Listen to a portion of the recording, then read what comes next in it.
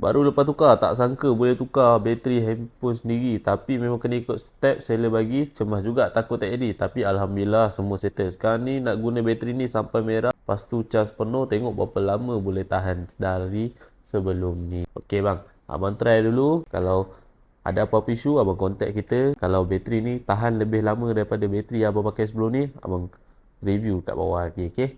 So guys, ni dia bateri IP high capacity, yang mana kapasiti mah bateri ni lebih besar daripada ori. Bateri dapat tahan lebih lama.